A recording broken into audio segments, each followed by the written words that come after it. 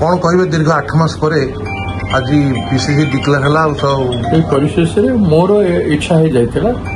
जब ओडिशा कांग्रेस तैयारी करने दायित्व नहीं बोली मोर बहुत दिन इच्छा था मत पार्टी विश्वास कला मोर नेता श्रीयुक्त राहुल गांधी जी एवं श्रीमती सोनिया गांधी जी अटल विश्वास एवं श्रीयुक्त खड़गे जी मो प्रति विश्वास आज ये निष्पत्ति तेणु से कृतज्ञता जनाऊँगी और समस्त कांग्रेस जन को मो अतीत मुझे कम कर स्नेह सदा पाई सहयोग आशीर्वाद मुझे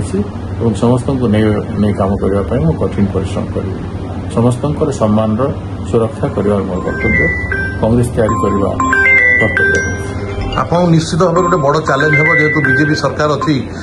सेंटर भी बीजेपी सरकार और ओडिशा रे बीजेपी सरकार आपको निश्चित गोटे बड़ चैलेंज हम ए सब किसी नहीं चैलेंज एवं प्रत्येक चैलेंज को आम विचार करके